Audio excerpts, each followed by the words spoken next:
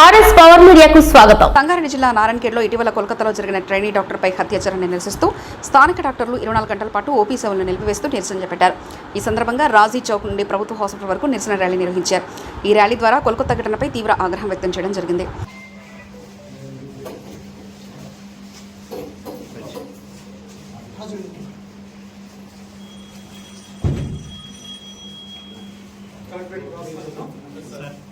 GAD కూడా copy పెడతాం. ఓకేనా? మన మీద కఠినంగా శిక్షించకపోతే ఆర్గంగా చేసిపోయిన ప్రతి ఇన్సిడెంట్స్ అవుతూనే ఉంటాయి.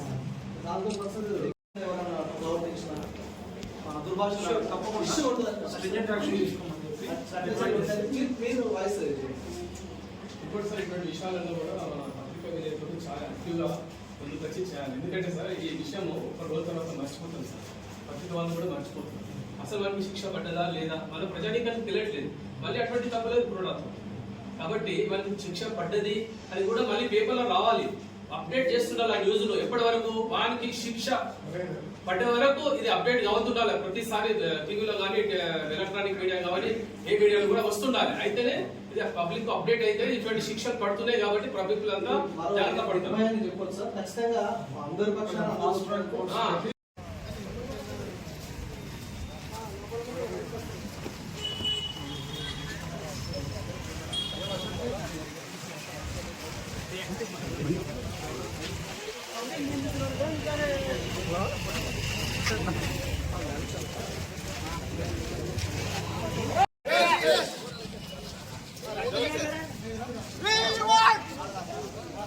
మెడికల్ కాలేజ్ ఆవరణలో జరిగిన సంఘటన విషయం మీద విధంగా మాట్లాడాల్సి వస్తుందని ఎప్పుడు అనుకోలేదు. కలకత్తా మెడికల్ కాలేజ్లో ఒక వైద్య విద్యార్థినిపై ఇటువంటి సంఘటన చాలా హేయమైన చర్య.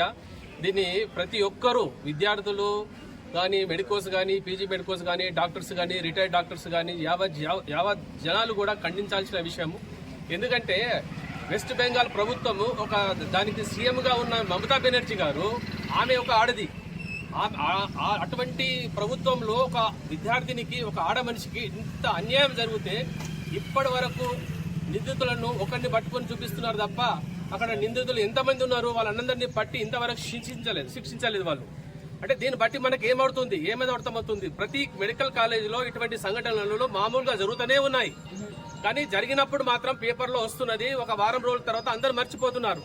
ఇటువంటి సంఘటనలు ఒక ప్రభుత్వ ఆసుపత్రి కాదు, మెడికల్ కాలేజీలను కావచ్చు, ప్రైవేట్ కాలేజీలను కావచ్చు, ఇటువంటి సంఘటనలు చాలా హేయమైన చర్య. దీన్ని అందరూ ముక్త ఖండంతో ఖండించాలి.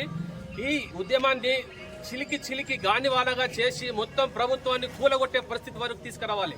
అయితే తప్ప ప్రభుత్వం గాని, ప్రజలు గాని ఎవరు మేల్కోరు.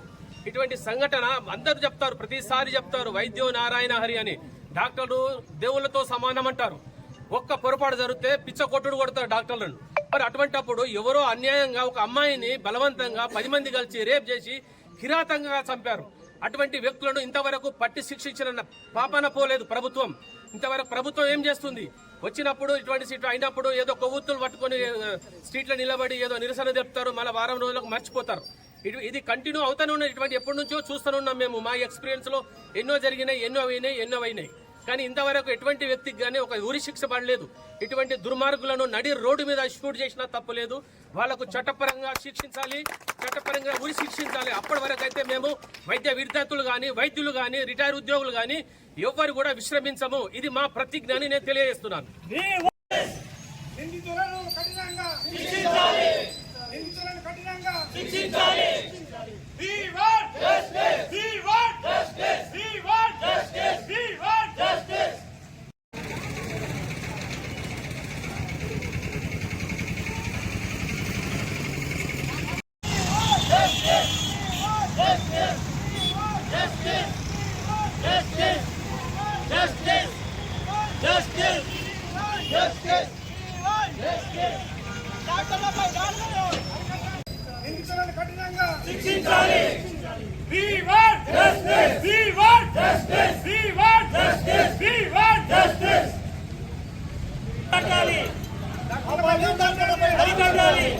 డాక్టర్లపై దౌర్జన్యాలు నిందితులను కఠినంగా శిక్షించాలి.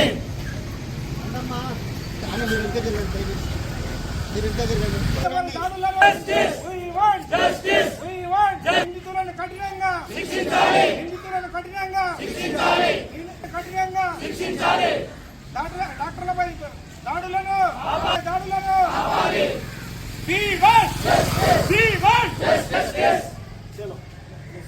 కలకత్తాలో మెడికల్ కాలేజ్ ఆవరణలో జరిగిన సంఘటన విషయం మీద విధంగా మాట్లాడాల్సి వస్తుందని ఎప్పుడు అనుకోలేదు.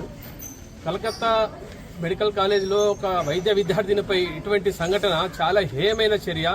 దీన్ని ప్రతి ఒక్కరూ విద్యార్థులు కానీ, మెడికోస్ కానీ, పీజీ మెడికోస్ కానీ, డాక్టర్స్ కానీ, రిటైర్డ్ డాక్టర్స్ కానీ యావత్ జనాలు కూడా ఖండించాల్సిన విషయము. ఎందుకంటే వెస్ట్ బెంగాల్ ప్రభుత్వము దానికి సీఎంగా ఉన్న మమతా బెనర్జీ గారు, ఆమె ఒక ఆడది. అటువంటి ప్రభుత్వంలో ఒక విద్యార్థినికి, ఒక ఆడ మనిషికి ఇంత అన్యాయం జరిగితే ఇప్పటి వరకు నిందితులను ఒకరిని పట్టుకొని చూపిస్తున్నారు తప్ప అక్కడ నిందితులు ఎంతమంది ఉన్నారు వాళ్ళందరినీ పట్టి ఇంతవరకు శిక్షించలేదు వాళ్ళు. అంటే దీన్ని బట్టి మనకి ఏమేది అర్థమవుతుంది, ప్రతి మెడికల్ కాలేజీలో ఇటువంటి సంఘటనలు మామూలుగా జరుగుతూనే ఉన్నాయి. కానీ జరిగినప్పుడు మాత్రం పేపర్లో వస్తున్నది, ఒక వారం రోజుల తర్వాత అందరూ మర్చిపోతున్నారు. ఇటువంటి సంఘటనలు ఒక ప్రభుత్వ ఆసుపత్రి కాదు, మెడికల్ కాలేజీలలో కావచ్చు, ప్రైవేట్ కాలేజీలలో కావచ్చు, ఇటువంటి సంఘటనలు చాలా హేయమైన చర్య. దీన్ని అందరూ ముక్త కంఠంతో ఖండించాలి. ఈ ఉద్యమాన్ని చిలికి గానివాలగా చేసి మొత్తం ప్రభుత్వాన్ని కూలగొట్టే పరిస్థితి వరకు తీసుకురావాలి. అయితే తప్ప ప్రభుత్వం గాని, ప్రజలు గాని ఎవరు మేల్కోరు. ఇటువంటి సంఘటన అందరూ చెప్తారు, ప్రతిసారి చెప్తారు, వైద్యో నారాయణ హరి అని. డాక్టర్లు దేవుళ్లతో సమానం అంటారు. ఒక్క పొరపాటు జరిగితే పిచ్చ కొట్టుడు కొడతారు డాక్టర్లను. మరి అటువంటిప్పుడు ఎవరో అన్యాయంగా ఒక అమ్మాయిని బలవంతంగా 10 మంది కలిసి రేప్ చేసి కిరాతంగా చంపారు. అటువంటి వ్యక్తులను ఇంతవరకు పట్టి శిక్షించిన పాపన పోలేదు ప్రభుత్వం. ఇంతవరకు ప్రభుత్వం ఏం చేస్తుంది? వచ్చినప్పుడు ఇటువంటి సీట్లు అయినప్పుడు ఏదో కొవ్వొత్తులు పట్టుకుని స్ట్రీట్లో నిలబడి ఏదో నిరసన చెప్తారు, మళ్ళీ వారం రోజులకు మర్చిపోతారు. ఇది కంటిన్యూ అవుతానే ఉన్నది. ఇటువంటి ఎప్పటి నుంచో చూస్తూనే ఉన్నాం మేము. మా ఎక్స్పీరియన్స్ లో ఎన్నో జరిగినాయి, ఎన్నో అయినాయి. కానీ ఇంతవరకు ఎటువంటి వ్యక్తికి గానీ ఒక ఉరి శిక్ష పడలేదు. ఇటువంటి దుర్మార్గులను నడి రోడ్డు మీద షూట్ చేసినా తప్పులేదు. వాళ్లకు చట్టపరంగా శిక్షించాలి, చట్టపరంగా ఉరి శిక్షించాలి. అప్పటి వరకు అయితే మేము వైద్య విద్యార్థులు గాని, వైద్యులు గాని, రిటైర్ ఉద్యోగులు గాని ఎవ్వరు కూడా విశ్రమించము. ఇది మా ప్రతిజ్ఞ అని నేను తెలియజేస్తున్నాను.